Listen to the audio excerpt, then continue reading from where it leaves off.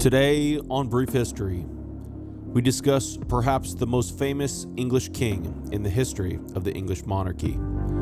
Some of the most dramatic changes to take place in England's history would happen during his reign, with major players from around the world taking part in the drama.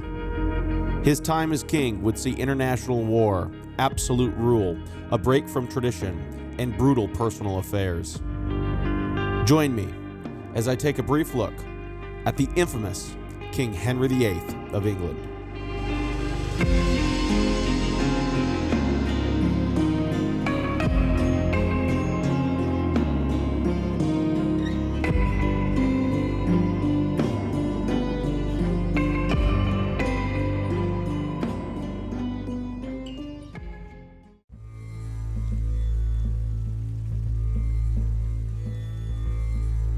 Henry was born on June 28, 1491, at Greenwich Palace.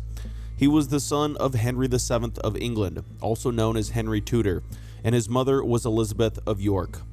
He would be the third child of 7 children between his parents, of which 4 would survive to adulthood, including his elder brother, Arthur. Henry's father, Henry VII, had usurped the throne from the previous king, Richard III, defeating and killing him at the Battle of Bosworth Field. This was all part of the ending phases of what is known today as the Wars of the Roses, although technically what is considered by many to be the last battle of the Wars of the Roses would be fought during Henry's father's time as king. The Wars of the Roses, in short, was a battle for the throne between the House of Lancaster and the House of York, with Henry's father, the first Tudor king, tracing his royal connections through the House of Lancaster. Richard III, on the other hand, was a Yorkist and would end up being the last Yorkist king after being killed by Henry's father's forces. Due to Henry's father's usurpation, it was agreed that his father would marry his mother, Elizabeth of York, who, as her name implies, was a Yorkist herself and the niece of the killed Richard III. It was the intention that this would appease many Yorkist loyalists, as their children would have the blood of both York and Lancaster. But in reality, Henry's father's reign would be plagued by Yorkist claimants and impostors, which in turn would lead to Henry's now suspicious father turning to toxic and burdensome practices, which utilized spies and financial subjugation to control his subjects. Henry's father was never able to feel fully secure in his position as king. Henry's mother would become an important influence on Henry in his youth, teaching him to read and write, and it was said that Henry became very close to his mother and cared for her dearly. By the time Henry was learning to walk, his elder brother had already been installed as the Prince of Wales and was seen as the future of the English monarchy. Henry did not know his elder brother well, as Arthur was 5 years his senior and sent across England to live at Ludlow in the Welsh Marches. Henry was treated very differently than his elder brother, being raised with his sisters Margaret and Mary. 2 other siblings, Elizabeth and Edmund, would both die young. Henry's father had to deal with many pretenders who falsely claimed to be rightful heirs to the throne of England and were backed by disgruntled English rebels or foreign leaders who wished to sow discontent in England. One of these pretenders' attempts was taking place during the time of Henry's early youth. This pretender, named Perkin Warbeck, had declared that he was the disappeared Yorkist prince Richard of Shrewsbury, Duke of York, one of the infamous princes in the Tower. This was problematic for Henry's father, as although it was believed that Richard of Shrewsbury had allegedly been killed by Richard III to secure his throne years ago, Henry's father could not produce Richard of Shrewsbury and therefore could not fully discredit the pretender. Thus, Henry's father attempted to take attention away from who Perkin Warbeck was claiming to be, that being Richard of Shrewsbury. Henry was knighted, installed as the Duke of York, the former title of Richard of Shrewsbury, and was paraded through the streets of London. He was only 3 years old at the time, and he was said to have been able to ride in the saddle through the streets without assistance. Not long after, in 1495, a rebellion in Cornwall would push its way all the way to the outskirts of London, forcing the nearly 6-year-old Henry and his mother to flee to the Tower of London. Eventually, both the Cornish Rebellion and Perkin Warbeck would be crushed, but the tense atmosphere that existed in England while Henry's father was in power would never subside while his father lived. Henry's first tutor was a poet named John Skelton, who was assigned to Henry when he was around 6. Henry was also mentored by a man named William Blount, known as Lord Mountjoy, who arranged for his own tutor, one of the most respected scholars of the Northern Renaissance, to visit young Henry. This noted scholar and humanist's name was Erasmus of Rotterdam, and he and his friend, another noted humanist named Thomas More, had an encounter with the young royal children in which it was stated by the men that Henry was already carrying himself with royal demeanor. Thomas More will come up again throughout Henry's story. At the age of 10, Henry played an important role in his elder brother Arthur's wedding. Henry's father had been negotiating the marriage of Arthur for some time and was finally secure enough in his kingdom to lock down a marriage between Arthur and a Spanish princess named Catherine of Aragon. Henry was among those who greeted Catherine upon her arrival, and he escorted her through the streets of cheering crowds in London. During the subsequent celebrations, Henry stole the show by ripping off his jacket and dancing wildly for the guests. This was an early sign of the attention-seeking character that Henry would develop throughout his life. But Henry was still the second son, the spare to his brother, the heir, and he was treated as such. After the wedding, Arthur and Catherine of Aragon traveled to Arthur's seat of Ludlow to live as husband and wife. But fate would intervene, as Henry's brother Arthur in 1502 died, possibly of the sweating sickness, turning all of Henry's father's dynastic planning to dust. The death of Henry's elder brother dramatically altered his life, as he was now the heir apparent to the throne of England. Tragedy was not to end with Henry's brother's death, however, as only a short time later, in 1503, Henry's beloved mother, Elizabeth of York, passed away from childbirth. It was said that Henry, despite finding little grief for his brother, who he barely knew, was shaken to his core after the death of his mother. Henry was extremely emotional over the loss of his mother and was said to have not taken it well. Henry's life began to change significantly. His mentor John Skelton was replaced by a new team who began to instruct Henry in the liberal arts. He would soon learn to speak multiple languages, learn to play music via the lute, recorder, and keyboard, and began to train in physical exercise, which included archery and tennis. As touched on previously, Henry's father was a suspicious and anxious king after his usurpation, and with the death of his heir and wife, things only worsened. He was alerted to the fact that the loyalty of many throughout the realm would be in question should he die, something that was very concerning as he had become ill and Yorkist claimants still existed both in England and abroad. Henry's father's counselors on his behalf began to bring great financial strife to many throughout England, bringing many into bonds and debts to the crown while imposing vast financial penalties, which was intended to redirect all loyalty to the crown and make rebelling a financially ruinous endeavor. This was done through a shadowy organization known as the Council Learned in Law, with two of Henry's father's counselors, Edmund Dudley and Richard Empson, being the worst offenders of the system. Much disdain and fear began to develop for the counselors, as well as for Henry's father himself, for the coercion and overall lack of due process that began to plague England. These two worst counselors, Dudley and Empson, will come up again shortly. Henry's father was running out of time and needed to make sure that Henry would be seen as the future of the English monarchy and that Henry would ascend to the throne smoothly once he died.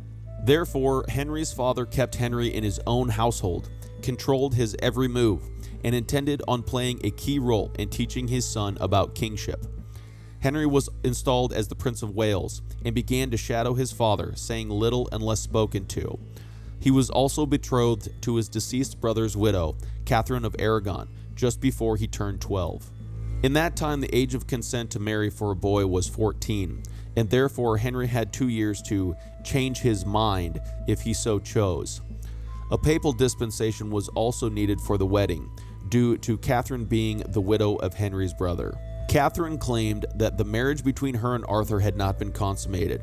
However, it was crucial for Henry's father that the dispensation stated that Catherine and Arthur had consummated their marriage, as if this had not been the case, the marriage was technically not valid, and therefore Henry's father would be required to return Catherine's dowry to her parents. The Pope at the time, Julius II, eventually issued a bull of dispensation, but allegedly 2 variant texts of the dispensation were issued. One stated that the marriage was perhaps consummated, while the other stated that clearly it had been. Henry and Catherine exchanged vows in 1504, which bound Catherine to Henry, but not Henry to Catherine, as the age of consent for girls was younger than boys. On the eve of his 14th birthday, Henry was instructed by his father to read out a repudiation of his marriage before witnesses, thus allowing his father, albeit very connivingly, to keep what was paid and what was due from Catherine's dowry, while still keeping Henry's marriage options open. Henry's formal education ended when he turned 16, and he then began learning to joust. Of course, he was not allowed to actually partake in jousts at that time, but he was able to run the ring, as it was called, which essentially was jousting with no opponent while aiming for a ring that was suspended from a post. Henry excelled at this, as he was becoming an incredibly athletic young man. However, Henry would not have to live under his father's protective shadow for much longer. In April 1509, Henry's 52-year-old father died. The death was kept secret for 2 days, before it was announced publicly, to which Henry was then proclaimed king. Henry was nearly 18, and with the terrible financial subjugation that Henry's father had put many in the realm through, the hope for a new, better reign was palpable. But although the new king that had ascended to the throne was to be very different than his father, many major problems existed on the horizon.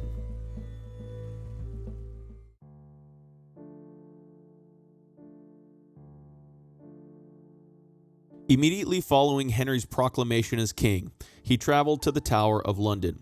He took control of his father's treasure and confirmed a general pardon with invitation for those unhappy with his father's reign to petition. The two of his father's worst counselors, Edmund Dudley and Richard Empson, were charged with trumped-up charges of treason and thrown into prison.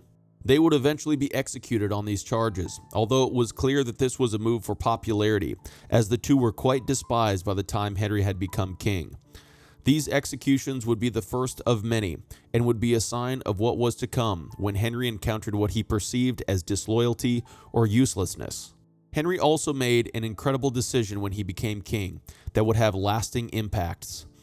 He decided that he indeed wished to marry his dead brother's widow, Catherine of Aragon, against the advice of some of his elder counselors. It is believed that Henry may have been in love, or he may have wished to fulfill his father's alleged dying wishes. It is also possible that he simply wished to produce sons as quickly as possible. Whatever the case, Henry and Catherine were married on June 11, 1509, before being crowned on June 24th of the same year. Henry then spent approximately a year visiting the realm and partaking in leisurely activity, including things such as hunting, hawking, and even jousting. But soon he would enter the foreign affairs stage. He was initially urged to renew peace with France and Scotland, but Henry already had different ideas in mind.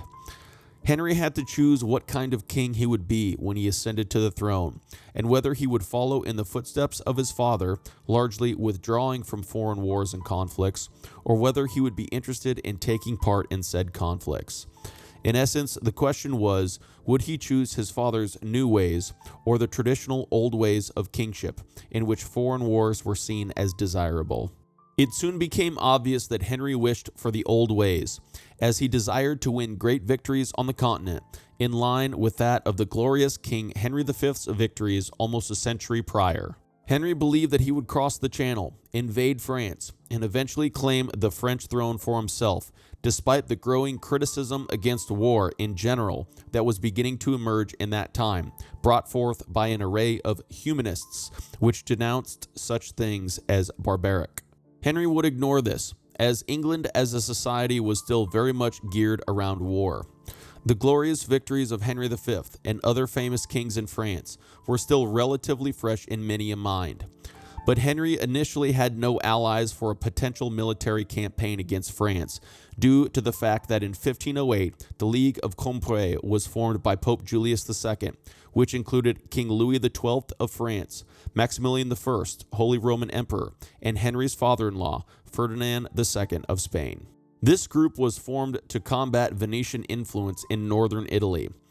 Henry also seemed to have had pushback from some of his counselors, many of which had been chosen by his father prior to his death, and wished to steer clear of such conflicts. In 1509, Louis XII moved into Venetian-occupied territory in northern Italy and won great victories. But by 1510, the League of Compre was disintegrating. Pope Julius was concerned with the French presence now in northern Italy and attempted to form a Holy League to now throw his former ally France from the area. Louis XII responded by summoning a schismatic council of the church to meet at Pisa in 1511 with the intention of deposing Julius. This gave Julius and now Henry justification for action against France. In October 1511, the Holy League was signed. England would join the League, but not until 5 weeks later. Henry continued to urge Louis XII to come to terms with Pope Julius, but was ignored. Thus, war with France was soon to be on the horizon. Henry's counselors now agreed unanimously to the war effort, and with the schismatic actions of Louis, Henry was able to unite his country against the French. An agreement was reached between England and Spain, in which a joint army from the two kingdoms would attack and conquer the former longtime English territory of Aquitaine in the southwest of France. Henry did not join this campaign personally, and it ended in absolute failure. Henry's father-in-law, Ferdinand, had no intention of assisting Henry in the capture of the territory, and simply used this opportunity to capture the independent kingdom of Navarre. Henry's men were forced to return to England in embarrassment. However, this would not be the end of Henry's attempts to invade France. Another plan was formulated, and this time the plan included the assistance of Maximilian I, Holy Roman Emperor, along with Spain and the Pope. But Spain would again let Henry down a second time after coming to terms with France. Henry, as would be expected, had been warned against costly campaigning in France, but Pope Julius had offered Henry some appealing terms: a coronation in Paris, the Kingdom of France itself, and potentially the title of Most Christian King, something that had been stripped from Louis XII after his schismatic actions. Henry, of course, would have to follow Julius's rules, which was to include keeping France loyal to the Catholic Church and, more importantly, defeating Louis XII.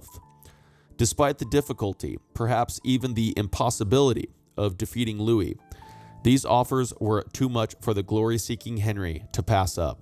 Henry landed at Calais and moved to lay siege to the town of Tirouanne, assisted by Maximilian I.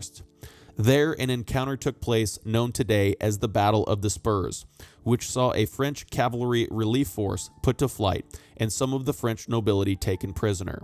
This, of course, was marketed as a glorious victory, but no pitched battle had taken place. Tirouanne submitted shortly thereafter, and the Allied troops then moved to lay siege to the town of Tournai. Tournai surrendered after an 8-day siege. After 3 weeks of feasts and tournaments, Henry victoriously returned to England. However, while Henry was on the continent, things had not been calm in England. He had left his wife, Catherine of Aragon, as governor of the realm in his absence. She and some of Henry's counselors were confronted by James IV of Scotland once Henry departed on his voyage, despite warnings from the Pope to James to avoid doing such a thing. James ignored this warning, and on September 9, 1513, the Scots were engaged by the English. They were defeated at the Battle of Flodden, which saw much of the Scottish nobility and James IV himself killed in battle. Catherine would prove to be a very competent queen, and would over time develop much love from her subjects. Despite Henry's victories on the continent, which brought Maximilian into partnership with England and caused Ferdinand to take Henry more seriously, Henry was not quite rewarded the way he wanted. He was not awarded the title of Most Christian King that he had potentially been promised, although his connections in Rome continued to push for it. Pope Julius had died in 1513, and the subsequent Pope, Leo X, had little desire to follow through with the offer to bestow the requested title, or to give Henry the Kingdom of France. Henry also had not defeated Louis XII either. This topic is something we will return to shortly. But first, we must turn our attention to an important character that would end up playing a large role in both Henry's life and England's future. This man had been the mastermind behind the gathering of supplies and troops for the successful campaign in France, and had served Henry's father towards the end of his reign. He was dedicated to serving his king, had a serious drive to succeed, was Oxford educated, had a strong work ethic, quick judgment, and attention to detail. He would begin to grow in Henry's favor, to the point that he eventually was made the Bishop of Lincoln and subsequently the Archbishop of York. His name was Thomas Wolsey, and he would become one of Henry's go-to men in both the international scene and in matters of state domestically. Wolsey would often encourage Henry to forget about the problems of state at the time and to leave him to look after the affairs, something that Henry agreed to and appreciated. He took over correspondence with the then leaders of Henry's forces on the continent, and eventually he would alone guide much of the English affairs. Henry began lobbying to have Wolsey made a cardinal, which would eventually become a reality, and due to Wolsey's close relationship with and influence over Henry, many began to call him a second king. Henry's first 20 years would be dominated by foreign affairs, and this is where Wolsey would exercise much of his influence. Wolsey was allowed freedoms that others were not allowed, and it was said that Henry and Wolsey would often decide matters between themselves before consulting other counselors. That is not to say that Henry, who seemed many times to only want to hunt and dance, did not pay attention to or fully grasp what was happening in his realm. Despite his desire to enjoy his free time, Henry remained up to speed on foreign affairs and was able to hold his own with foreign ambassadors. By 1514, Henry was ready to lead an army back to Calais and take part in a new triple offensive against France. However, the international situation had changed after France abandoned the council at Pisa and made peace with Pope Leo X. Pope Leo wished to use France to counteract now Spanish influence in Italy, and so decided to disperse the anti-French Holy League, which Pope Julius had set up. Furthermore, Henry's father-in-law Ferdinand had also betrayed Henry for a third time by abandoning the League, making peace with France, and assisting in convincing Maximilian to do so as well. Thus, after Ferdinand and the Emperor abandoned hostilities with France, so too was England forced to. A few weeks later, incredibly, England and France would make a treaty of peace. Wolsey was instrumental in brokering this peace between the aging Louis XII and Henry, which saw Henry's younger sister Mary married to Louis as part of the agreement. With James IV of Scotland's death, Louis XII had claimed the title of Protector during the subsequent Scottish minority, to which the English requested this be dropped during negotiations. The French offered to do so in return for the captured town of Tournai, which Henry refused. As we will see, France would continue to use Scotland as a point of harassment in the future. Nevertheless, peace was secured, and during the peace negotiations, a meeting between Louis and Henry was set up as a final act of reconciliation between the two realms. However, shortly after the peace was secured between England and France, Louis XII died, and he was succeeded by his 21-year-old cousin once removed, Francis I. Francis was similar to Henry in that he yearned for status just as Henry did, and was said to have been quite aggressive. As would be expected, an intense rivalry would develop between Henry and Francis over the years, and soon the peace between England and France would fall apart as the French again looked to aggressive actions in northern Italy. The meeting that was planned between the French and the English to solidify relations and complete the reconciliation initially survived Louis XII's death, but after relations deteriorated once more, it was forgotten. However, this meeting will come up again shortly. Ferdinand, by this time having now 3 times betrayed Henry, began attempts to convince Henry to join him against the French. Surprisingly, despite Ferdinand's untrustworthiness, Henry agreed, and although this treaty was to be a defensive one between England and Spain, Henry began to plan yet again to open hostilities with the French in order to push them from Milan. This is generally thought to have been mainly Henry's idea, and that his counselors strongly opposed the plan. This time there was to be yet another double invasion with the help of the Swiss and Emperor Maximilian. The Swiss and imperial armies were to push from the south, to which Henry would then eventually land in France and push from the north. In 1516, the Swiss and Maximilian did just that and marched on Milan according to the plan, and it seemed that the endeavor would soon be a great success. It looked as if the French would indeed soon be driven out of Italy. But suddenly things took a turn for the worse. The emperor retreated, and everything from there turned to disarray. The Swiss soon followed suit, forcing Henry's intended invasion to eventually be called off, despite the fact that a great deal of money had already been spent on the endeavor. England continued to attempt to gather support, which included trying to convince others to join a new league with them yet again. Those approached included the Pope and the now new King of Spain. Henry's father-in-law Ferdinand died in 1516 and was succeeded by his grandson Charles, who became Charles I of Spain. Charles was Catherine of Aragon's nephew, and although he succeeded Ferdinand to become Charles I of Spain, he is also commonly remembered today as Charles V, for reasons we will soon discuss. Charles will be discussed in much more detail throughout the rest of Henry's story. Despite English efforts to find allies against France, Charles seemingly put an end to all of this when he concluded the Treaty of Noyon with the French in August of 1516. Not to be disheartened, Wolsey continued his attempts to find allies and was able to bring Emperor Maximilian into a league in return for wiping all the imperial debts clean.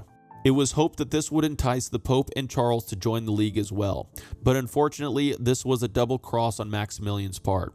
On the day Maximilian swore to the League, he received offers from France to enter the Treaty of Noyon, which had been agreed to by the French and Charles.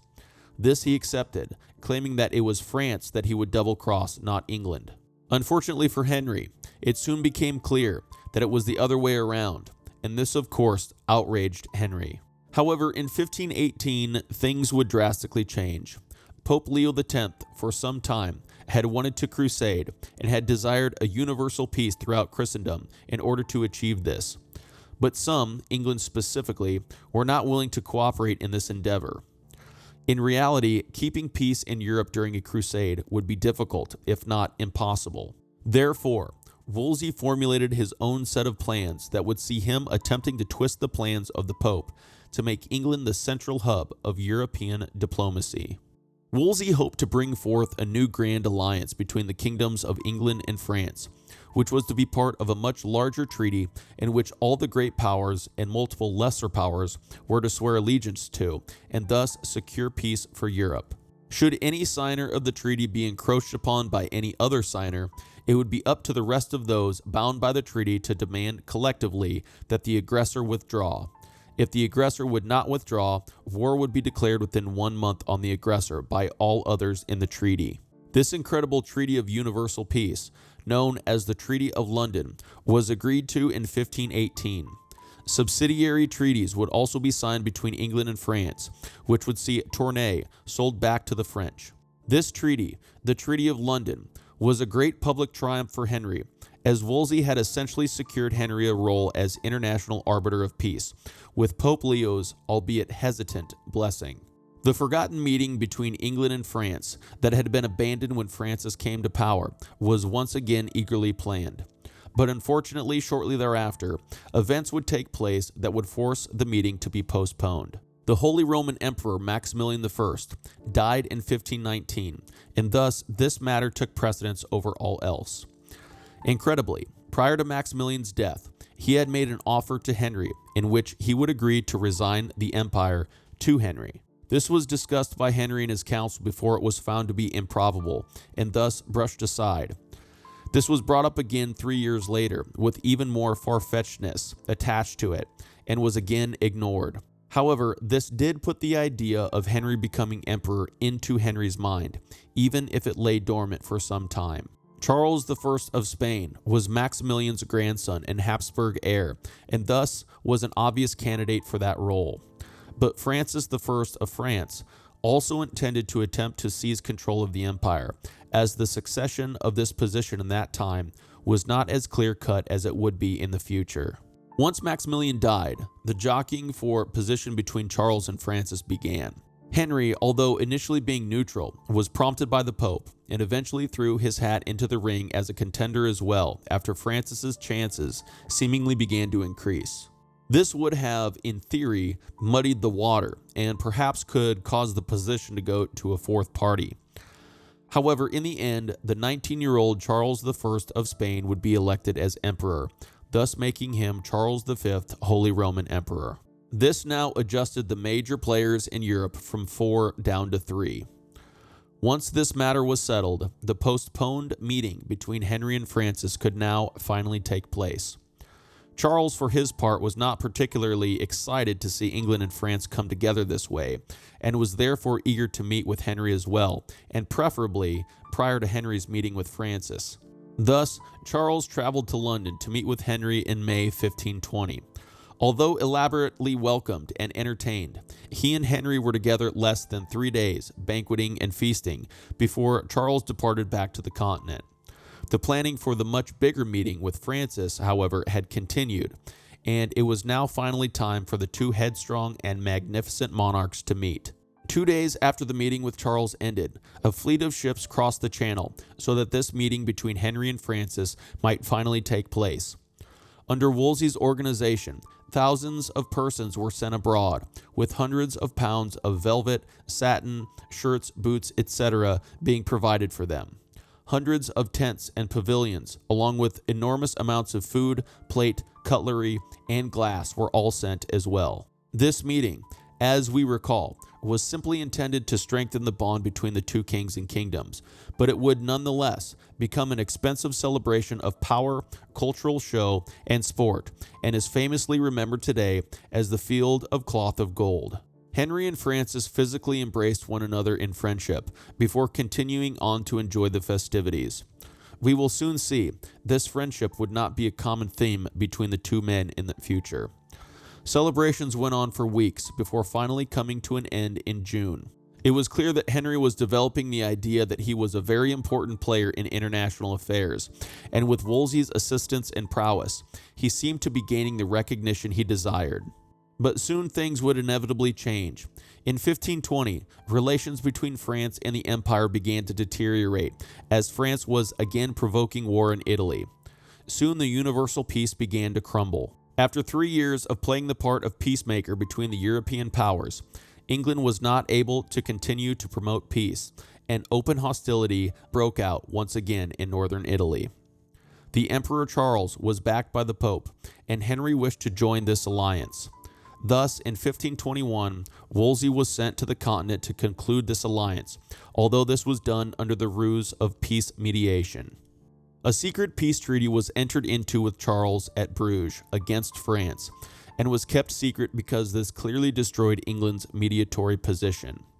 France at the time, thinking Wolsey was truly trying to mediate peace, was none the wiser. But regardless of the intention, the war continued to heat up in Italy, and when the quasi-fake mediations failed, Wolsey returned to England.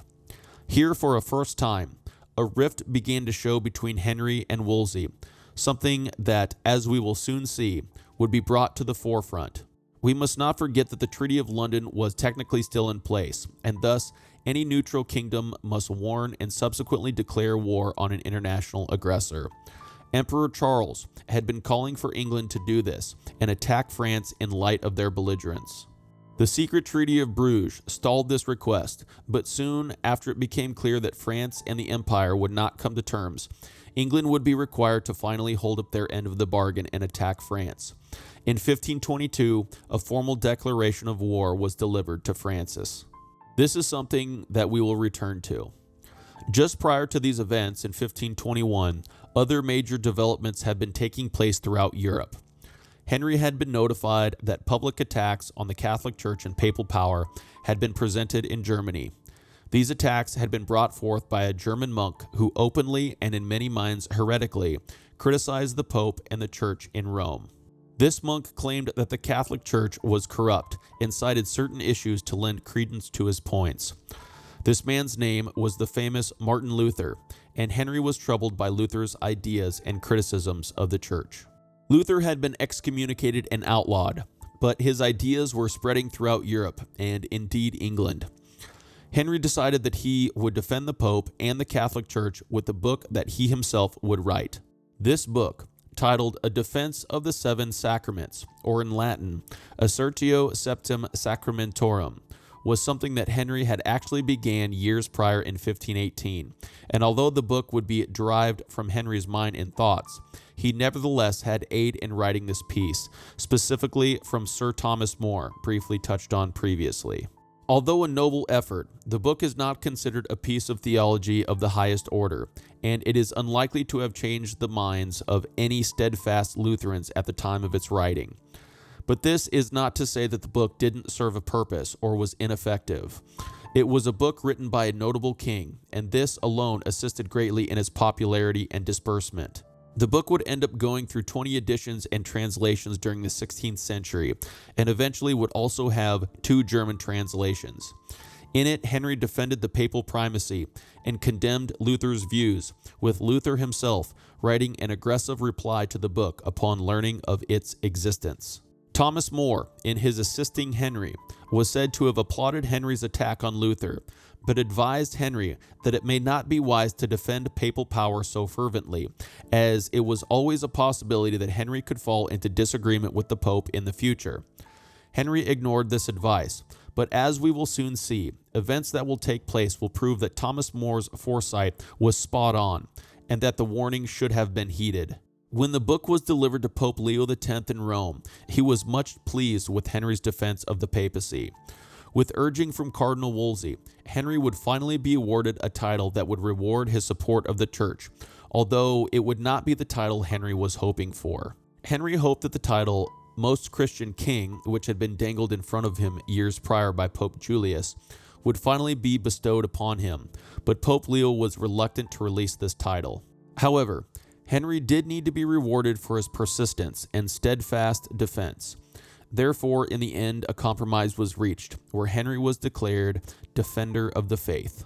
It should be noted that the title that was given to Henry was not due solely to the writing of his book, for as we have just seen, much had been discussed in the past in regards to the Most Christian King title between Henry and Pope Julius, and Henry had taken other actions in defense of the papacy, which also played a role in this title's extension. This title was granted in accordance with Henry allying himself with Pope Leo and Emperor Charles, who wished to kick Francis and the French out of Italy again. As we just discussed, by 1522, this great enterprise, as it is referred to, against France was well underway. This would be ratified, and we now return to where we left off before, England declaring war on France in 1522. Just prior to this declaration, in December 1521, Pope Leo would also die and would be succeeded by Adrian VI, who would be pope for only 20 months. Adrian VI was more geared towards peace, and in England, Henry and Wolsey dragged their feet in the matter of an invasion, for now they wished for only a truce with France for the time being. That is, they hoped to delay any actions until 1524. This greatly troubled Emperor Charles, for he wished to push on with the great enterprise full force, and thus continue to press the English. But soon all this would change when an interesting opportunity presented itself. The Duke of Bourbon, Charles III, agreed to rebel against Francis after disputes stemming from Bourbon's wife's death. Bourbon was approached in 1523 by English ambassadors, and soon a treaty was agreed to, which was to see a joint invasion of France by Henry, Bourbon, and Emperor Charles. England once again committed to an invasion of France after hesitating for some time. By August 1523, Henry had an army moving to the continent, although he was not leading it himself. It was initially intended that Boulogne would be besieged in order to have a base to launch the great enterprise moves, which were delayed until 1524. Wolsey had initially agreed to the siege, but soon urged Henry to quickly move towards Paris, while Bourbon and Charles did the same. Henry initially disagreed, but soon gave way, and Henry's force marched towards Paris. But unfortunately for Henry, after initial success, both his force and the Duke of Bourbon's rebellion would fail miserably, with bad weather eventually causing his troops to turn back. Henry was humiliated by these events, which caused him to grow cold towards the great enterprise that he had entered into with Charles. The death of Pope Adrian VI happened around this time in September 1523. Therefore, yet another pope came to power, Pope Clement VII. Although Clement initially took a stance of neutrality, eventually he would come to an agreement with Francis after Francis moved south into northern Italy and laid siege to Pavia. It was said that Henry had intentions to join this quasi-alliance until astounding news reached him. In February 1525, Charles defeated the French army in a spectacular defeat, which saw, above all, the capture of Francis himself. Upon receiving news of this, Henry immediately attempted to reignite the great enterprise between him and Charles, and wished to make great gains in France by divvying up French lands. But Charles snubbed Henry. He was broke and ready for peace. This, of course, angered Henry greatly, and he decided to now renounced the Great Enterprise alliance with Charles. By the summer of 1525, negotiations were again opened up with France, although Francis was still in captivity at this time. In August of that year, the Treaty of the Moor was signed, ending 3 years of war between England and France. In 1526, the captured Francis was released by Charles via the Treaty of Madrid. Francis, having no intention of keeping his word, broke the terms of the agreement due to the fact that the terms agreed to were dangerous. Charles was to gain too much power under the terms of the treaty, and this was not acceptable. Thus, France soon allied with Pope Clement, along with Italian city-states in what is known today as the League of Cognac. England, although greatly assisting in the creation of the League, was unhappy with how things had transpired previously, and initially refused to join this league, to the other members' dismay. It was the intention that England would again be the arbiter of universal peace, which, if things went to plan, would come to terms in London and be yet again another major diplomatic display and victory for Henry. But this would not happen.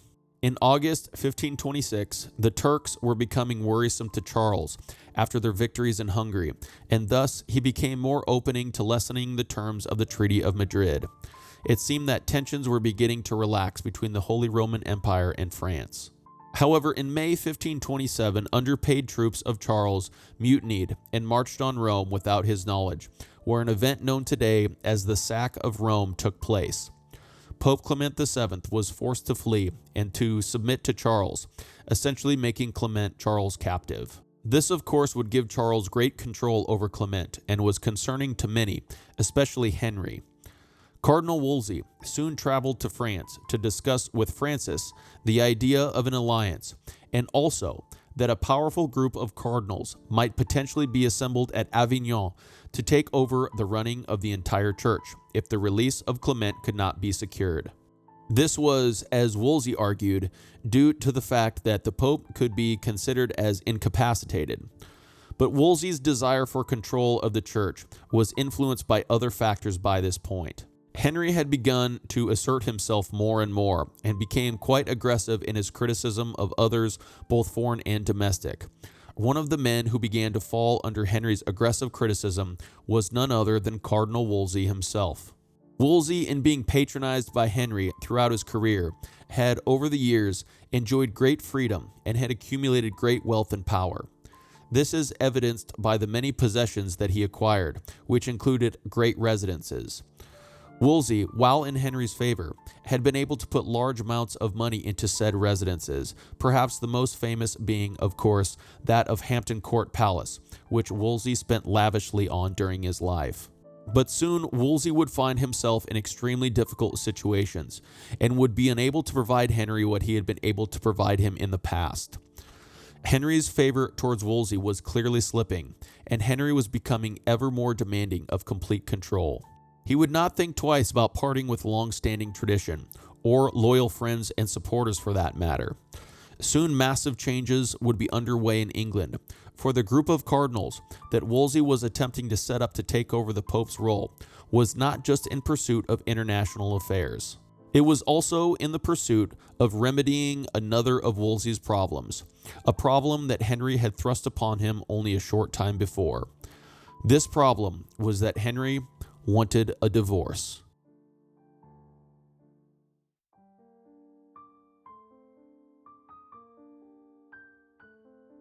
Henry's relationship with his wife, Catherine, had initially been a close one. She had become pregnant multiple times throughout the years, but unfortunately none of the children were to survive, with the exception of one, a daughter called Mary. England had never been ruled by a woman in her own right, and Henry was concerned that if Mary became queen, her inevitable marriage would bring whoever her husband would be into power in England. This was unacceptable to Henry, and soon the relationship between Henry and Catherine began to become cold. Henry began taking mistresses and cruelly taunting Catherine after she miscarried. In 1519, a son was delivered to Henry, but not by his wife Catherine. Instead, his mistress, Elizabeth Blunt, gave birth to the boy, who was named Henry Fitzroy. But for the time being, Henry and Catherine remained as husband and wife. However, by 1525, Catherine of Aragon had turned 40, and it was becoming clear that she would soon be unable to produce children. But Henry, of course, still required a male heir. Henry would eventually have his illegitimate son, Henry Fitzroy, installed as Duke of Richmond and Somerset, something that led many to believe that Henry saw his son as a potential successor. In the end, this would not be an option, as Fitzroy would die in his teens. Thus, other avenues would have to be considered if Henry was to have a son. Years prior, Henry had been involved with the daughter of one of his courtiers, Sir Thomas Boleyn. Her name was Mary Boleyn, and eventually their affair became public. However, by 1525, Henry had strayed from Mary and had found himself enamored the following year with Mary's sister, Anne. Anne Boleyn had crossed the Channel in 1519 to enter the household of Francis I's wife, where she remained until war broke out in 1522. Henry wished to have Anne as a mistress and had declared his love for her, but Anne refused this, claiming that she would not enter into a sexual relationship with anyone unless married. Henry was not used to being denied, and it seemed that the more Anne resisted him, the more he desired her. By 1525-26, the casual relationship began to take on a different form, where Henry began to seek to concede to Anne's demands. Henry now began to contemplate how to get rid of Catherine and replace her with Anne. Anne was an interesting candidate to be Henry's queen, as she was known to have been sympathetic to reformists and had a degree of Frenchness about her. It is believed that Henry thought that attaining an annulment for his marriage to Catherine of Aragon would be fairly straightforward, but he was to find that this would not be the case. Henry began to discuss with Cardinal Wolsey doubts that his marriage to Catherine of Aragon was valid. His argument was that the papal bull obtained from Pope Julius II, which gave Henry permission to marry his dead brother's widow, was at odds with biblical scripture and should have never been granted. Specifically, Henry pointed to a passage from the book of Leviticus, which states, quote, "If a man shall take his brother's wife, it is an impurity. He hath uncovered his brother's nakedness. They shall be childless." Henry continued on stating that he believed that he and Catherine were living in sin, and this is why God had denied him the son he so desired. Thus, he commissioned Cardinal Wolsey to arrange a divorce between him and Catherine of Aragon. Convinced that they had been living in sin based on the passage from the book of Leviticus discussed previously, Henry argued that this was a law of God and that the Pope had no power to dispense this. Interestingly, because Henry had taken Anne's sister Mary as a mistress previously, he was technically related to Anne in the same degree of affinity that he was related to Catherine. However, although Henry would not always interpret the Leviticus text literally, here he would choose to do just that. Anne was a mistress's sister, not a brother's wife, and if the Leviticus text was interpreted literally, the issue would not apply to Anne. So began the extremely questionable and complex case of Henry's divorce. Henry's mind now shifted as the line between what was right by God and what Henry personally desired blurred. He began seeing divorcing his wife as his duty, as he firmly switched in his mind from trying to please the Pope and the Catholic Church to trying to please God, or so he claimed. Eventually, what had begun as a hesitant doubt quickly changed into fervent determination. The theological debate surrounding this topic is an intensely complex one, and something that will not be discussed in full detail here. Of course, there were biblical texts that contradicted the very Leviticus text Henry was citing, specifically a text from Deuteronomy. But Henry wished to simply brush this aside and claim that this was an old Jewish custom not binding to Christians. The Leviticus text also stated that those who lived in sin would be childless, which of course was not the case for Henry and Catherine, as they had a healthy daughter, Mary. But Henry now chose not to interpret the text literally, and instead interpreted childless in this text as meaning that those affected would not have sons. Whether Henry truly believed that it was now his mission to cleanse his soul of sin, even in the face of papal dispute, or whether he was simply lustfully desperate to marry Anne Boleyn and produce a male heir, or perhaps both, Henry's mental shift was now becoming apparent to all. The complexity of the matter required the input of notable theologians, canonists, and scholars to discuss and decide on the issue, and thus in 1527 a tribunal was called to test the validity of the marriage to Catherine. However, Catherine would not take this lying down and would choose to defend her position vigorously. The sack of Rome and the captivity of the Pope would make the situation even more difficult for Henry, as if Catherine appealed the case to Rome, which she surely would, the Pope, under control of Catherine's nephew, Emperor Charles, would surely rule in favor of Catherine. This would not suffice, and thus the tribunal was closed. By June 1527, Henry had made it clear to Catherine that their marriage was over, causing Catherine to burst into tears. Catherine began to strike back and wished, as expected, to make an appeal to Rome through her nephew Charles. Charles, of course, supported his aunt, and thus the royal divorce now became an international affair, running parallel with the Protestant and Catholic disputes that were sweeping through Europe. Henry called upon the many theologians, canonists, and scholars of religious houses and universities to provide evidence in favor of his divorce. Of course, some supported Henry's cause, but Catherine had supporters who just as fervently supported her position. Henry found that some of the most distinguished men in Europe were against him, and this made his problem much more difficult to solve. Much of the debate centered around the two conflicting texts, that of Leviticus and Deuteronomy, and over the course of time, the number of Henry's supporters slowly dwindled. We must also remember that England and France were at a point of making peace. Charles was willing to concede some demands, and soon another universal peace could potentially be attained. Furthermore, if this did not happen, Wolsey's plan to take over control of the papal duties in Avignon could still bring Henry the divorce he desired. But unfortunately for Wolsey, both Francis and Charles were less open to peace than he had supposed, and Pope Clement was able to undercut his attempts to gain control by forbidding any cardinal to move to Avignon. Worse yet, while Wolsey was in France, his enemies would take advantage of his time away and began to push a wedge between him and Henry. Wolsey received news that Henry had appealed to Clement for a solution to the marriage issue behind his back, something that clearly showed that, to Wolsey's horror, there was a major issue between him and Henry. Additionally, Wolsey was not aware that Anne was the intended queen. Instead, he believed that a diplomatically more suitable spouse would fill the spot should he secure a divorce. But of course, this was not the case. Wolsey had actually spotted a potential way that Henry could have legitimately secured his divorce through technicalities in the papal dispensation issued by Julius II for Henry to marry Catherine. This was specifically related to the question of consummation between Catherine and Henry's brother Arthur. But Henry, in his now typical headstrong fashion, had committed himself to the Leviticus argument.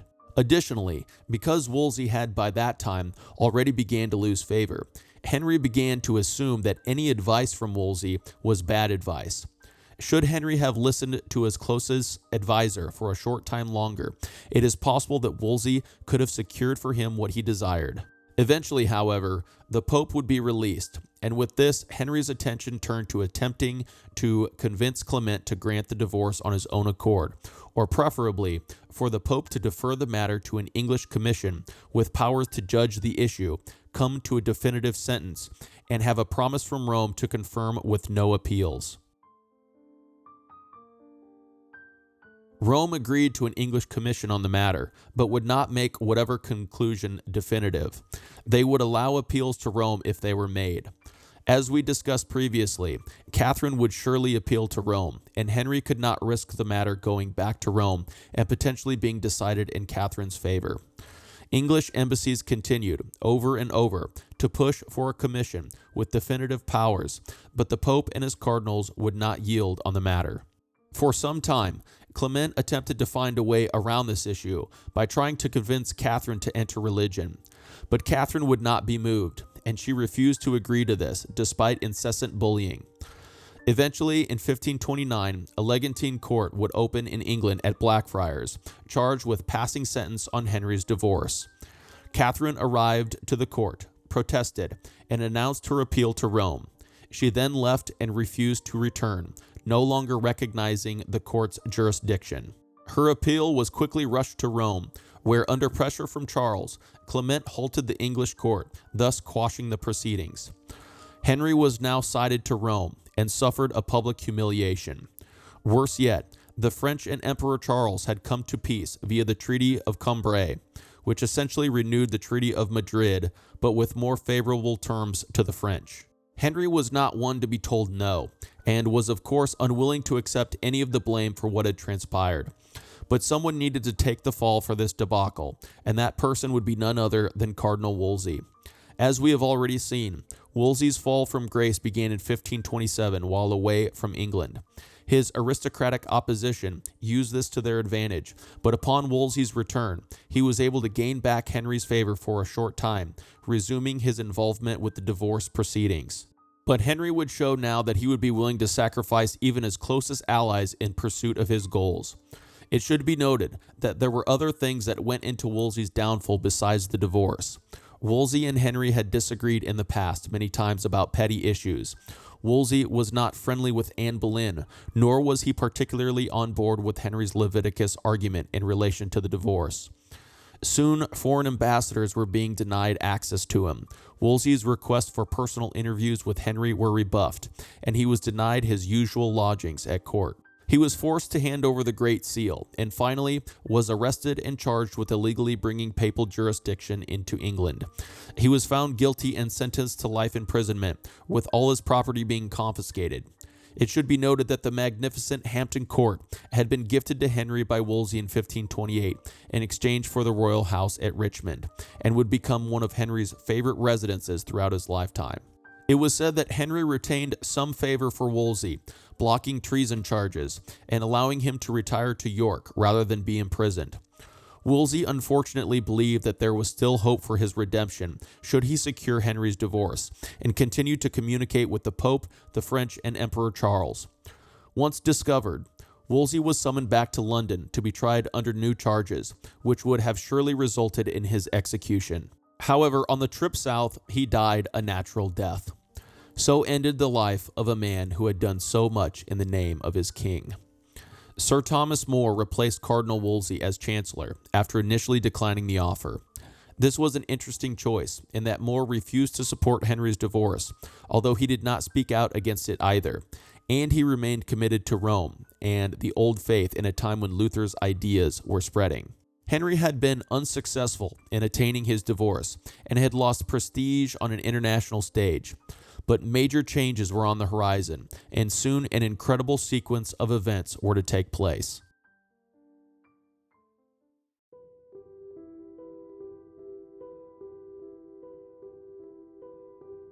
In November 1529, a parliament was called that is remembered today as the Reformation Parliament.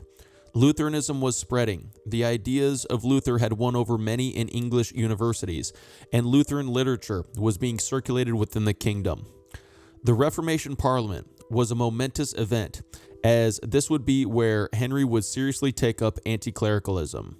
The fall of Cardinal Wolsey, the supreme clericalist, and the replacement of Wolsey by Thomas More, a layman, was just the beginning. But before discussing the incredible events that were to soon take place, it is important to note that anti-clericalism had many different flavors that pulled in different directions, and that it has been argued that even if things had gone to plan with Henry's divorce, there was still a good chance that many major problems would have arisen between Henry and the clerical estate. It should also be noted that Henry's divorce was not the sole reasoning behind Henry throwing in his lot with the anti-clericalists, although it surely aided in his decision-making and was still an absolute necessity for him.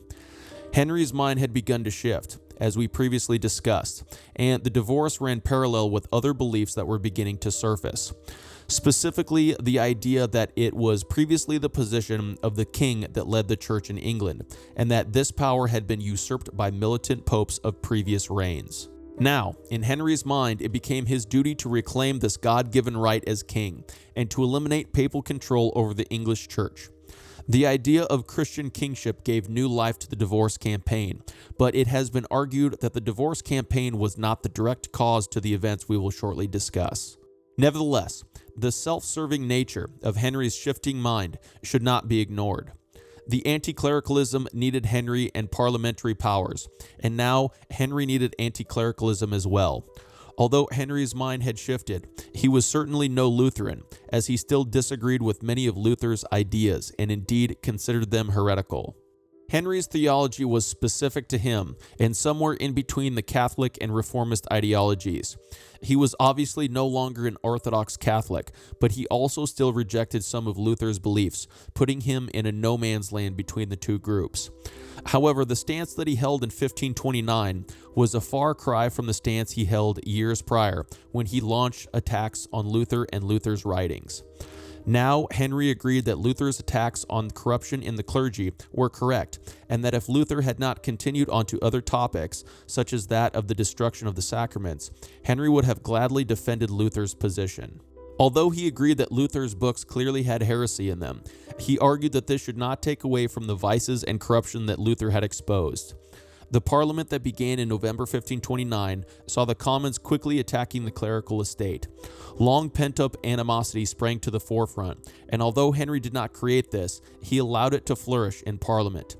Bills were created, addressing the perceived corruption of the spiritual peers, and eventually, the spiritual peers were forced to give way.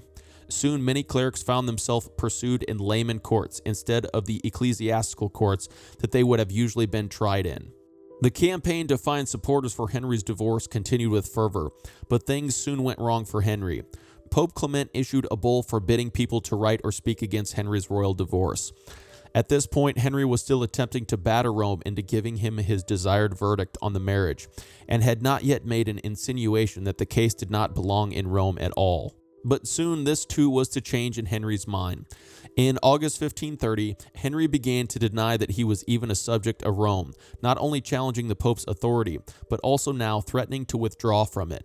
This, of course, was based in part to the rights of English kings which had been usurped by popes in times long gone, which we have already discussed. So would begin a vigorous propaganda campaign that would repeat over and over Henry's right to repudiate the Roman usurpation of the English clergy. It was demanded that the divorce case be handed back to England, and Henry's men previously commissioned in finding legal justification for his divorce were now utilized to track down texts that supported this new argument and to compel universities to determine that Henry could not be cited outside of England. An imperial claim was being made by Henry, in which he would not acknowledge or allow any superior on earth. Furthermore, the attacks that had been made in Parliament in 1529 against the clergy were, as we will see, just the beginning of what was to come. Soon the attacks on the clerical estate again arose. In addition to the whole of the clergy being charged with what Cardinal Wolsey had been charged with, in which they sued for a pardon and were granted it, Henry also demanded a new title, that being Supreme Head of the Church. The clergy eventually submitted to this, after great protest, but attached the clause, "as far as the law of Christ allowed." Of course, in the mind of the clergy, this clause limited Henry to what he already was, a temporal lord and protector of the church. But to Henry, Christ's law allowed him an ecclesiastical revolution. By this time, a new man had emerged onto the scene and had become a central figure in policy making. His name was Thomas Cromwell, a lower-born upstart with a strong drive to succeed and a brilliant mind. He was an administrative genius and held sympathetic beliefs towards certain types of Protestantism. Much of the incredible events that were to take place, which we will shortly discuss, were due largely to his influence.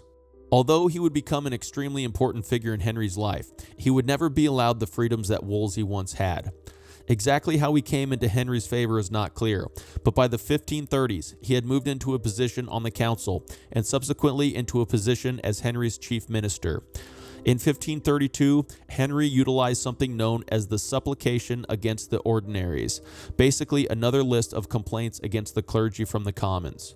It is believed that this list had perhaps been intended to be a companion piece to the petition that had led to the anti-clerical acts of the previous years, but had not been pursued.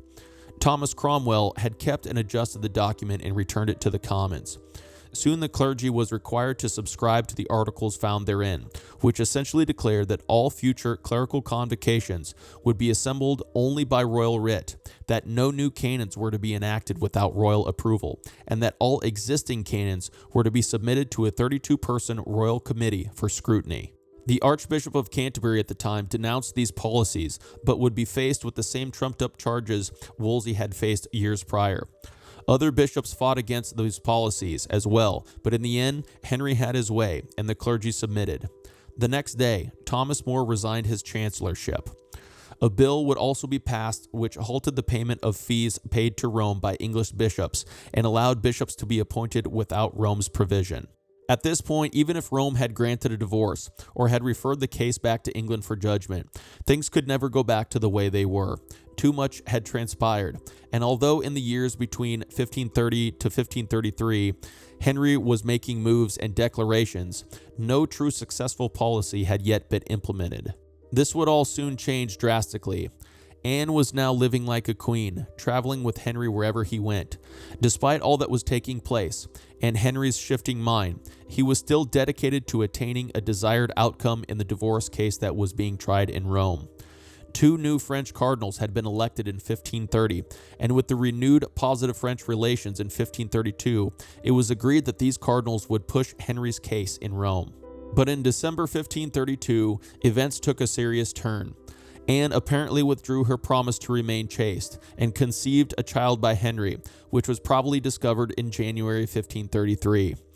Henry now had to assure that this heir would be legitimate and thus could no longer wait on Rome. He must take matters into his own hands. On January 25th, 1533, Henry married Anne Boleyn bigamously and thus committed himself to a new future.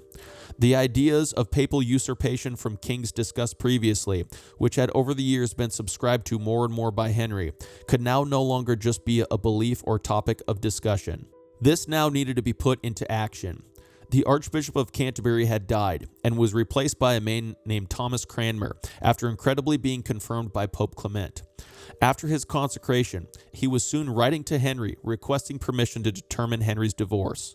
In April 1533, Parliament passed the Act in Restraint of Appeals, which claimed England's jurisdiction in matters such as that of Henry's divorce, and that no appeals could be sent outside of England, i.e. Rome, because no other higher authority existed. Archbishop Cranmer would be granted license from Henry to pass definitive judgment on the matter of his divorce from Catherine. Cranmer's court was opened, and unsurprisingly, Cranmer declared Henry and Catherine's marriage null and void on May 23, 1533. Soon after, Anne Boleyn was crowned as queen, with Thomas More refusing to attend. Pope Clement condemned Henry's marriage to Anne and his separation from Catherine, and demanded he take Catherine back under threat of excommunication. But Henry would not budge, and in September 1533, Anne delivered her child. Unfortunately for Henry, it was not the male heir he desired. Instead, it was another daughter, which was named Elizabeth. In addition to the Act of Restraint of Appeals in the first session of Parliament in 1534, additional acts were necessary to complete Henry's grasp at total power. They included the Act of Dispensations, which stated that dispensations and licenses, etc., were to be supplied from England, not Rome. The Act of Succession, which stated that the crown would pass to Henry's heirs through Anne Boleyn. The Act of Absolute Restraint of Annats, which halted all payments to Rome and stated that Henry would appoint bishops. The Act for the Submission of the Clergy, which formally installed the submission of the clerics we just recently discussed. And lastly, the Heresy Act, which denied that it was heresy to deny the papal primacy. Later in 1534, in a separate session, the culmination of all this resulted in the infamous Act of Supremacy, which unconditionally declared that Henry was the head of the English Church. This officially and clearly separated England from Rome and created a new Church of England. The Pope was henceforth to be referred to as the Bishop of Rome. It has been said that many of the people of England were not fully aware of the monumental changes that were taking place. Many surely submitted out of fear, others out of loyalty, others yet out of distrust of the clergy. But all in all, much of the old ways remain the same. The Act of Treason passed in 1534 made denying the Act of Supremacy treason, and the most famous casualty of this act would be the former Chancellor and notable humanist Sir Thomas More. As we have seen, Thomas More had refused to attend Anne's coronation, and now refused to take the oaths required of him. Under the Act of Treason, this action was punishable by death, and thus in July 1535, More was beheaded. Henry's daughter Mary also had a rough go of it. She was humiliated, threatened, and lived an overall difficult life, being denied access to her mother Catherine, even when she was on her deathbed. Her refusal to surrender was dangerous, and there were actually considerations to smuggle her out of England by Emperor Charles. Finally, she eventually surrendered. She acknowledged the royal supremacy, renounced Rome, and acknowledged her own illegitimacy. This was surely difficult for her, but it allowed her to begin to return to a certain degree of favor with her father. Henry has slowly, and in small advances over time, moved closer and closer to the royal supremacy, which explains in part how he was able to accomplish such a task in the first place. Support for it was surely minimal, but Henry nevertheless had accomplished his goals. But unfortunately, Henry was not yet finished with the clerical estate, and as we will soon see, the changes that had just taken place would soon lead to the people of England experiencing the repercussions of this firsthand.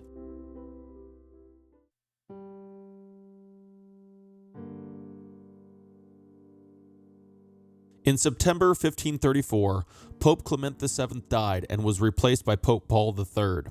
The new pope would extend an olive branch to Henry and offer to reconcile England and Rome. Should Henry have wanted to, he could have perhaps fallen back into his defender of the faith ways and returned England to the ecclesiastical system which existed previously, with Rome as the ultimate authority over the churchmen in England. But as we recently touched on, too much had happened, and Henry remained steadfast in his ways.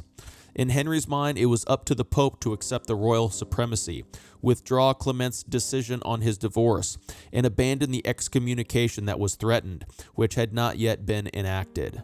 Things had taken a turn in Henry's private life as well. Anne's position had been becoming precarious perhaps as early as 1534, as after the birth of her daughter Elizabeth, she miscarried, subsequently finding it difficult to conceive after this. Henry's eyes again began to wander to other women, specifically to that of a woman named Jane Seymour. He and Anne had stayed with Jane's father at one point, and soon Jane began to rise in Henry's favor. But by October 1535, things seemed reasonably well in order for Anne. She was pregnant again, and in January of the following year, 1536, Catherine of Aragon died. Henry and Anne, dressed in yellow, attended mass and a banquet, with dancing and jousts to follow to celebrate this event. This also opened the door to renewed positive relations with Catherine's nephew, Emperor Charles. But another event took place in January 1536, which would have much more sinister consequences. Henry, although suffering injuries in his past, experienced the worst accident he had suffered thus far. His accident occurred while jousting, where he was unhorsed by his opponent. He violently struck the ground in full armor, with his horse falling on top of him. He was knocked unconscious for hours. This is also around the time that Henry would begin to complain of an ulcer on his leg, something that would plague him for the rest of his life. Anne claimed that because of this accident, she suffered such serious shock and despair that unfortunately she miscarried the child in her womb. But by that time, Anne was fighting a losing battle, and soon Henry's rage would turn on her after rumors spread of infidelity with multiple partners. An indictment which was drafted by Anne's nemesis, Thomas Cromwell, added incest to the charges, claiming that Anne had an affair with her brother. All this was enough, despite how Henry may have truly felt about Anne at his core, to push forward against her. The alleged partners of Anne were tried and executed, with Archbishop Cranmer declaring Henry's marriage to Anne invalid the same day based on Henry's adultery with her sister. 2 days later, Anne was beheaded, and shortly thereafter, Henry and Jane Seymour exchanged their marriage vows. Since the Succession Act of 1534 conferred rights to Anne's children, steps needed to be taken again to remedy this situation.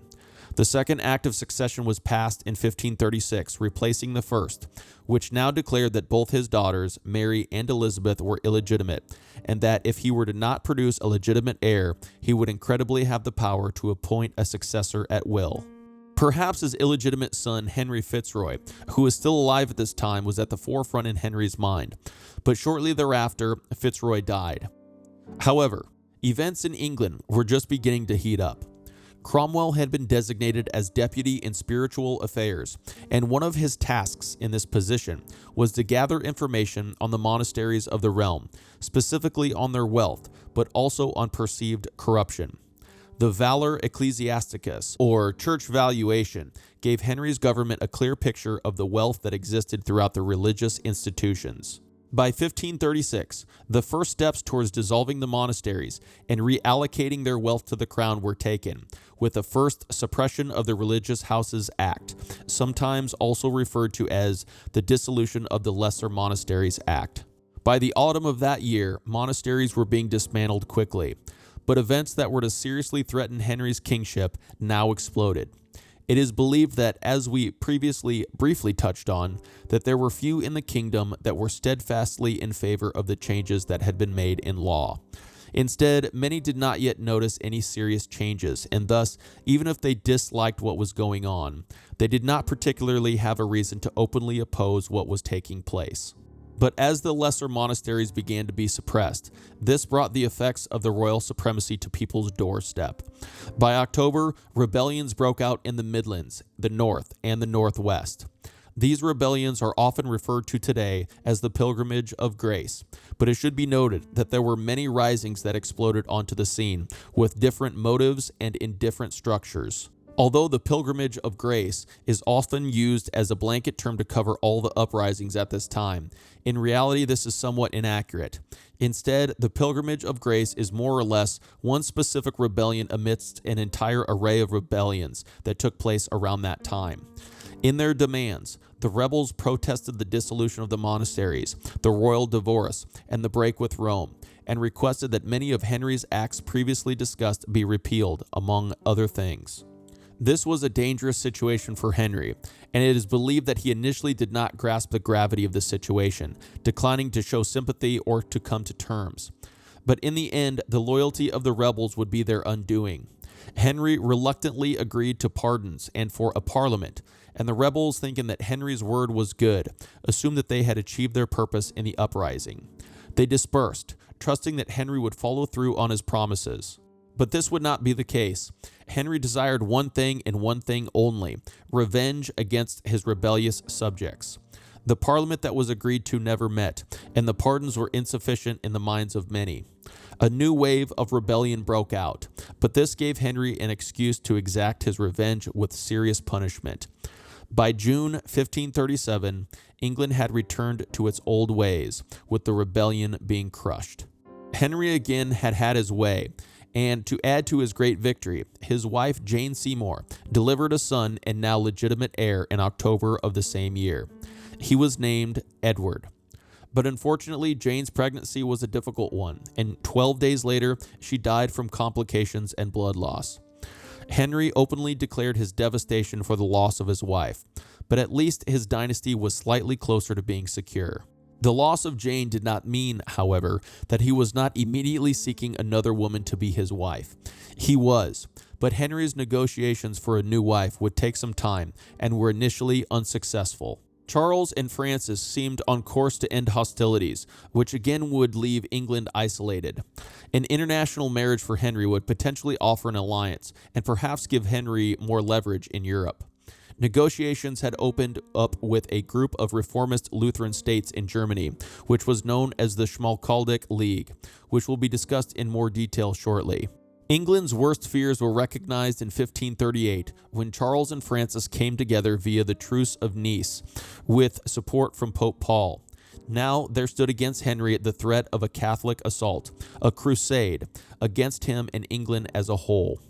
Henry's ongoing dissolution of the monasteries, which would be furthered with the second suppression of the Religious Houses Act of 1539, aka the dissolution of the Greater Monasteries Act, added fuel to the Pope's fire. Many abbeys had been destroyed, and their treasure was confiscated. The gruesome and inhumane treatment of the abbeys were only to get worse. The future would soon see executions, such as the one at Glastonbury, where the abbot's severed head was displayed above the destroyed abbey's gateway. Soon too did negotiations with Lutherans and desecration of English shrines enrage Pope Paul. Henry had denounced the usage of relics and images as idolatry, requiring such things to be purged from religious houses throughout England. One of the most well-known casualties of this was the destruction of the tomb of Thomas Becket at Canterbury Cathedral, one of the most famous pilgrimage sites in all of England.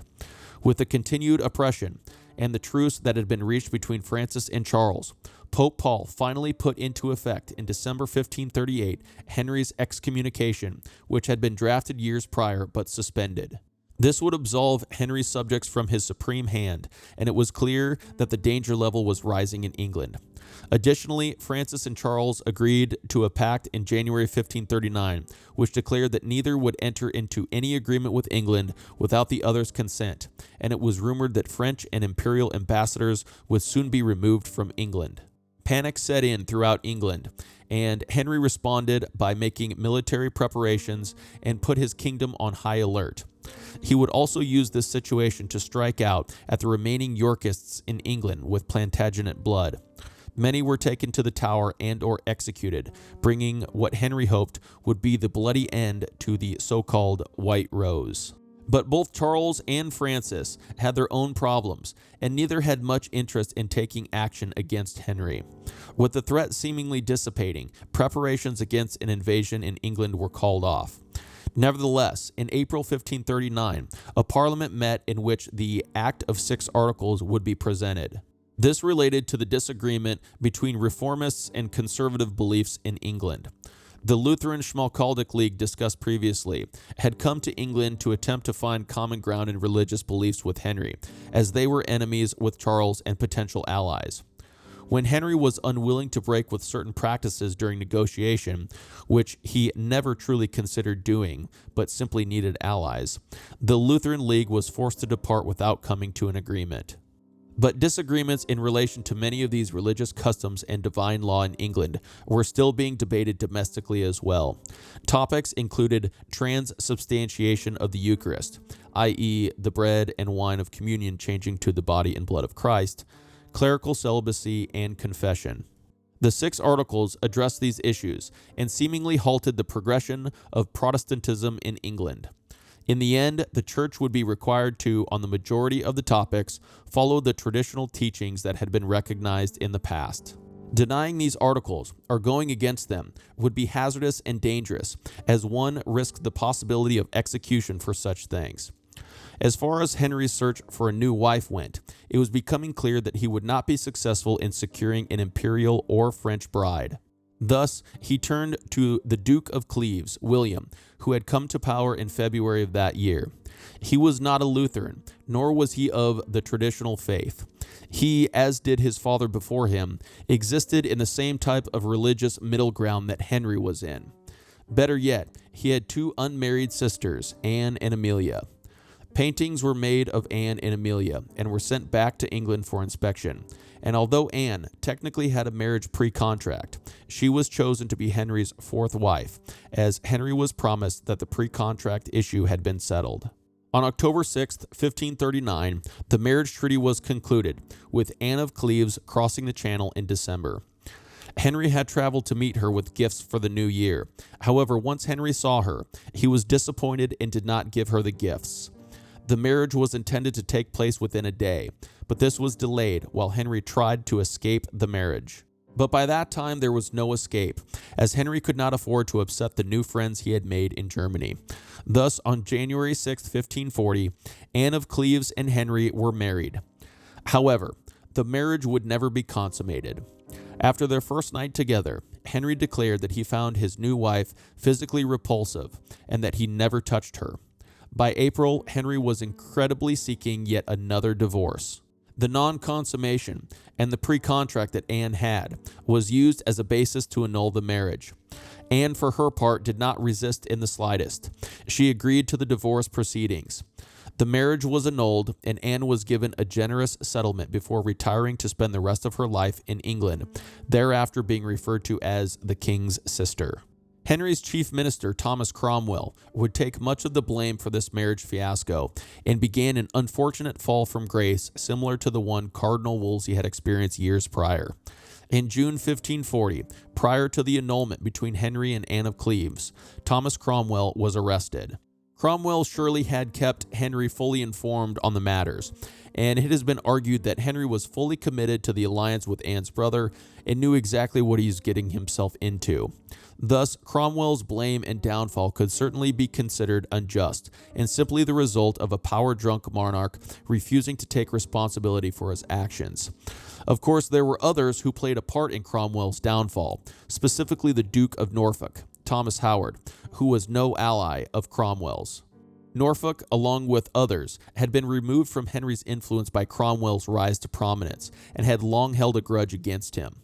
After the disastrous Cleves marriage, Norfolk's own niece, Catherine Howard, soon became the object of Henry's obsessions, and it has been put forward that she was simply used as bait to bring Henry into Norfolk and his allies' influence.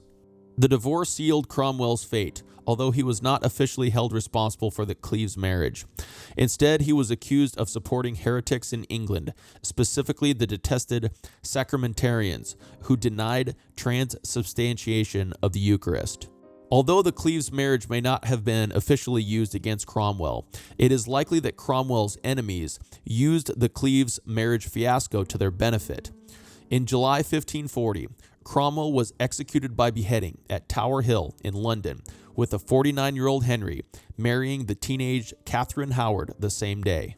Although Henry had been manipulated, he soon began to realize what he had done in allowing Cromwell to be executed. After about 8 months, Henry was said to have become depressed, having realized that Cromwell was indeed a true and faithful servant to him, and that he had been duped by Cromwell's enemies into taking action against him. But the regret that Henry felt could not change what had taken place, and now it was to fall on Henry's shoulders the extra burden of kingship without his trusted and capable minister.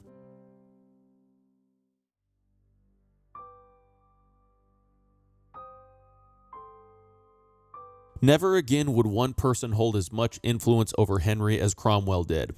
After his downfall, the Privy Council emerged as Henry's closest advising entity. By now, Henry was aware of the truth behind Cromwell's downfall and was not happy about it. By 1541, Henry had decided that all military operations should resume. He decided that he would travel north to have a meeting with his nephew, King James V of Scotland. Henry arrived in York in September and waited 9 days before realizing that his nephew had stood him up. Henry returned home after the public disrespect shown to him by James. Up to that point, Henry had passionately enjoyed his teenage wife, Catherine Howard. But by November, Archbishop Cranmer had brought forth proof of misconduct on the part of Catherine. She had become the center of attention and attraction at court, and had decided foolishly to act on her adulterous urges. She had been sexually active prior to her marriage with Henry, and had committed adultery soon after the marriage took place. She had for some time been meeting with her lover in secret, but was exposed by an informer.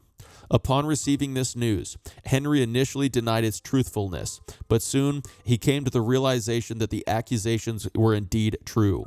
It is said that he both raged and wept before departing to hunt for days on end. There was to be no mercy.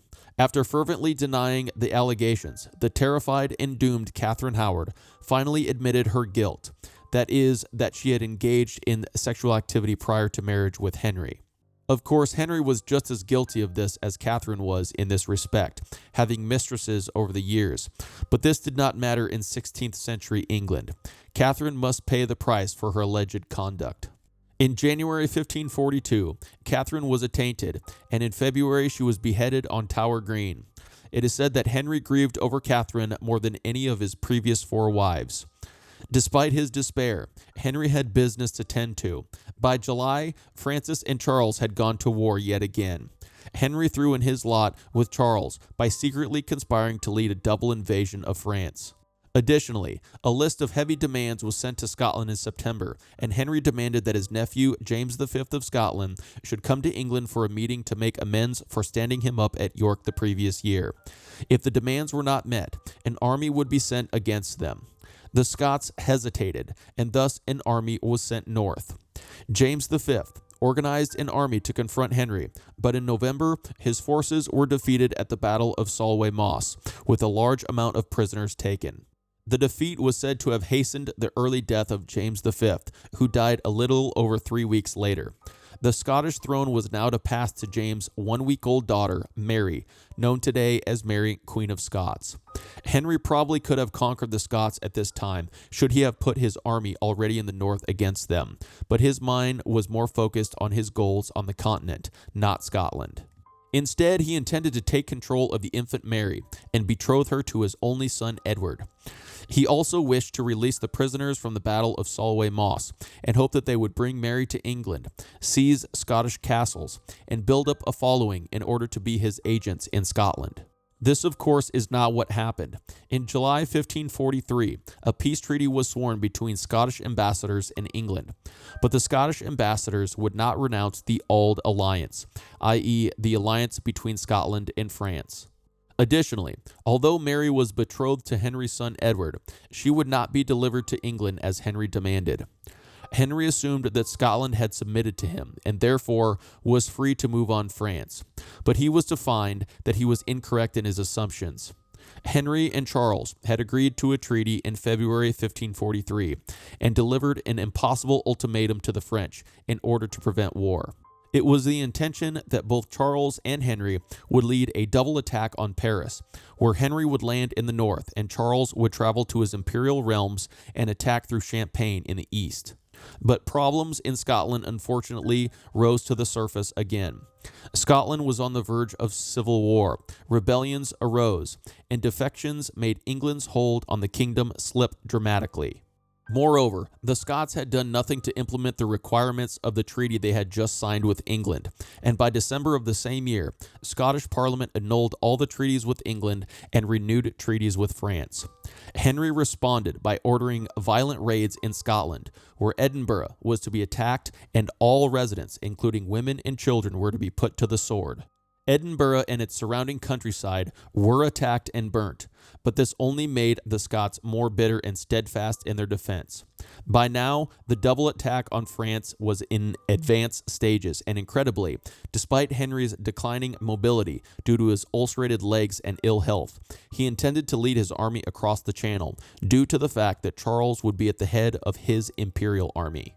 The injuries from his jousting accidents and the ulcers on his legs had prevented Henry from continuing to partake in the physical activity he had done in his youth. In fact, the ulcers had left him barely able to walk, yet he continued to eat and drink gluttonously, consuming incredible amounts of meat, custards, puddings, and of course wine and ale. His health had greatly deteriorated, and he was now quite obese. His attitude, mood, and personality, after years of excess, painful injuries, and an egocentric lifestyle, had become tyrannical, unpredictable, and frightening. Due to this, no one dared relay the danger and difficulties of Henry attempting to lead his armies in person. Although the plan that was agreed to was for both Henry and Charles to march on Paris, Henry now changed his mind and wished to lay siege to smaller towns on the road to Paris. With strategy still up in the air, the English army crossed the Channel without Henry and moved into French territory without a clear objective. Eventually, a disorganized siege would be laid on the town of Montreuil, with Henry himself landing in France in July 1544. By July 19th, his forces were split, as a separate siege at Boulogne was also taken up. Charles and the Imperialists were not happy with this deviation from the agreed strategy, and were now beginning to see that Henry had his sights set on Normandy, not Paris. Boulogne soon fell, and Henry was able to enter the town triumphantly, but this victory came at an incredible cost. Not only had the push into France cost an immense sum of money, but the deviation from the agreed plan caused Charles to come to terms with Francis via the Treaty of Crepy. By the end of September, Henry had traveled back to England, and with the Treaty of Crepy, the full weight of the French army could now be directed towards Henry. The Dauphin was able to relieve Montreuil, forcing an end to the siege, and Henry soon learned that his captains had ordered the bulk of English troops out of Boulogne to Calais and were shipping them back to England. Henry was outraged and ordered his troops back, but this was not to be. Boulogne, however, remained in English hands, and despite future sieges, Henry would fortify it, send new troops, and refuse to give it up. Henry, after returning to England, agreed to open negotiations with the French, with Charles eventually becoming a mediator between the two kingdoms. Henry demanded that Boulogne must remain in English hands and that the French must abandon the Scots, which of course was refused, with no progress being made. Soon, rumors in 1545 indicated that the French were about to send a force to Scotland and subsequently launch an invasion into England with the Scots. The French had also been able to turn the full attention of their military forces towards Boulogne after Montreuil was relieved, and the sieges discussed previously would batter the unfortunate garrison, although it would never fall. To add additional weight to the situation, Henry needed money and was near bankruptcy. The campaigns of 1544 had cost him almost 3 times what he had expected to spend. Additionally, taxes, benevolences, and forced loans, mixed with the sale of confiscated monastic lands and a coinage debasement, had already wreaked economic havoc in England. The situation was quite precarious for Henry, but soon other issues would come to the forefront, mainly his failing health.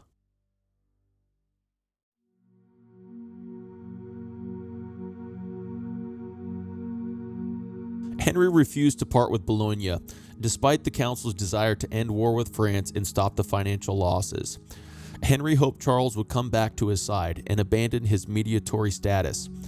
This was not to be, and soon Charles began his plans to destroy German Protestantism. Negotiations between Henry and the German Protestants had never gone over well, but now that Germans hoped to mediate a peace between Henry and Francis in order to gain allies against the threatening Charles.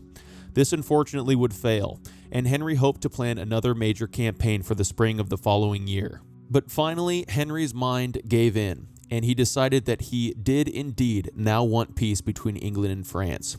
The Treaty of Ardres was signed in June 1546, which was to see Boulogne sold back to the French within 8 years' time.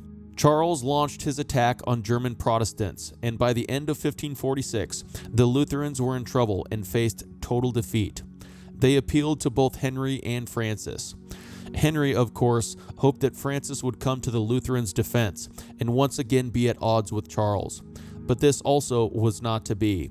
Henry amassed forces to again confront Scotland, which continued to be a thorn in his side, and Pope Paul reached out yet again for reconciliation with Henry, to no avail. Henry had married his 6th and final wife, Catherine Parr, in July 1543 at Hampton Court Palace. In many ways, Catherine was the best suited of all of his previous wives, being godly and of good cheer. She was the daughter of a Northamptonshire knight and had been married and widowed twice before. It was probably under her influence that Henry was able to bring together all his royal children, Mary, Elizabeth, and Edward, for reconciliation. But despite her friendly nature, a marriage to Henry was to prove to be as dangerous as it had ever been. Henry's ulcer was worsening, causing him to be laid up for nearly 2 weeks at a time. When the wound closed up and pus was unable to escape, his doctors were forced to cut it open and rebandage it. He was given diuretics, laxatives, enemas, lozenges, and ointments, among other things, for his growing list of ailments. He became more reclusive upon his return from the continent in 1544, with his mental state deteriorating along with his body. He became prone to bouts of depression and paranoia. Catherine, not realizing the danger that existed in simple conversations with Henry, openly discussed religion with her ailing husband. But she soon tripped a trigger. Henry allowed her enemies to draft charges of treasonous heresy against her. Henry signed the bill, and once Catherine got wind of this, she collapsed in despair. Henry sent his doctors to tend to her, and she was informed that if she submitted to Henry, she would be restored to favor. This she did, and the next day the two were seen in good spirits with one another. Whether or not Henry truly intended to go after his 6th wife, or whether this was simply a scare tactic, cannot be known, but it shows nonetheless that being a wife of Henry, regardless of what stage of life he was in, was not a particularly appealing position to be in. After August 1546, Henry was said to have moved closer towards Protestantism as he declined, perhaps as a way to hedge against Catholic resurgence once he died, or perhaps as a way to draw allies towards him. Prince Edward was seen as the heir, and was then followed by Mary and finally Elizabeth, if no heirs were produced by either Edward or Mary in the succession. This was solidified in Parliament with the Third Act of Succession in 1543. However, Henry made it clear that if his daughters did inherit the throne, they could only marry with the consent of certain counselors so as to limit the risk of one of their husbands attempting to seize power in England. As Henry continued to decline, factions within the council jostled for position in the upcoming reign of Prince Edward. The years of Tudor medicine, violent sports, and unhealthy lifestyle were finally catching up to Henry. The ulcer on his leg was now matched by another on the other leg, and his ceaseless activity over the years prevented this from properly healing. He began to develop fevers when the ulcer would flare up, which would leave him incapacitated for weeks on end. He began to fall ill over and over, but was able to oftentimes throw off his fever and recover. Henry's will was retrieved, to which he made adjustments and corrections, adding and eliminating people from the previous will that was in place. On the 16th of January 1547, he was able to muster enough strength for an interview with French and imperial ambassadors, where he discussed strategy and alliances with the men. But within 2 weeks, Henry fell very ill, and it was clear that the end was near. He requested the presence of Archbishop Cranmer, who was duly summoned to Henry's bedside. However, when Cranmer arrived, he found Henry unable to speak. Cranmer would have traditionally heard Henry's final confession, but given the situation, Cranmer told Henry to give him a sign that he trusted in God, to which Henry wrung Cranmer's hand with what strength he had left. The following morning, January 28, 1547, King Henry VIII of England died from his sickness. He was 55 years old. Neither his wife nor his children were present at his deathbed, and his death was kept secret for 3 days. When the truth was revealed, his body was embalmed and moved to Windsor. He was laid to rest between the stalls and altar of the chapel, next to his wife, Jane Seymour, which he had requested to be laid to rest next to. This tomb can still be seen at St. George's Chapel to this day. Henry VIII is yet another king that needs little in the form of commentary. He is no doubt one of the most famous English monarchs remembered throughout history, and his time as king saw some of the most incredible and history-altering events play out. From his youth, Henry was clearly a larger-than-life figure, magnificent, dashing, and attention-seeking, raised perhaps hastily with the best of intentions, and put in a position to be one of the greatest kings of the generation. He was a great builder of buildings. He was able to inspire and lead, and his partiality towards men because of their talents rather than their birth is to be commended. He survived excommunication, rebellion, international war, and led invasions against England's ancient enemy, France. He, at least for a time, became an important international figure, standing up to emperors and popes with resolute determination. But to call Henry a good king is perhaps a questionable statement.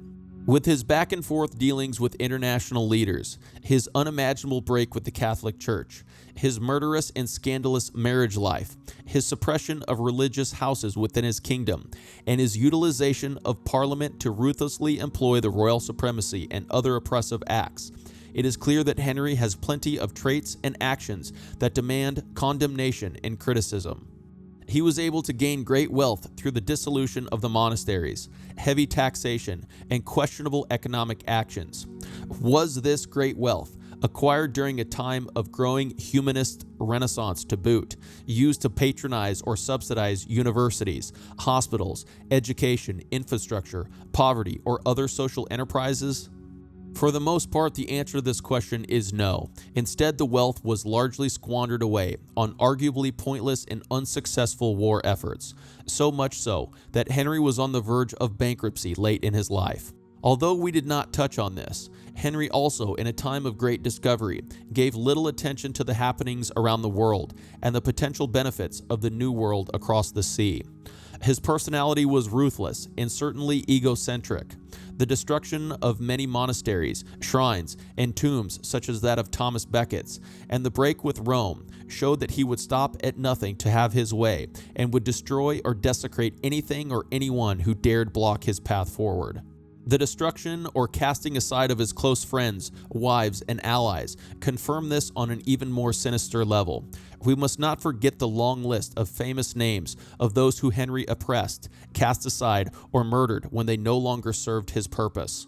Catherine of Aragon, his daughter, the future Queen Mary I, Thomas Wolsey, Thomas More, Thomas Cromwell, Anne Boleyn, Catherine Howard, and an array of clerics and Yorkists. They all fell prey to Henry's uncontrollable rage, ruthless aspirations, and spoiled demeanor. Many more came close to suffering similar fates. Surely, at least in the latter part of his life, Henry must have suffered intensely. With his ulcers, extreme obesity, and declining mental state, medical advancements in the 16th century could surely have given Henry little relief from his afflictions, and can perhaps at least pry from the mind a small degree of sympathy. But his miserable afflictions cannot begin to explain away or reconcile the tyrannical actions of his reign, for it was clear that Henry was hell-bent on attaining whatever he desired in whatever way he could, even at the cost of those closest to him. Henry's list of shortcomings is substantial, but despite this, Henry's reign was, and is still, reflected upon today as an undeniably incredible and awesome one, an intensely interesting one, and a gasp-inducing dramatic one.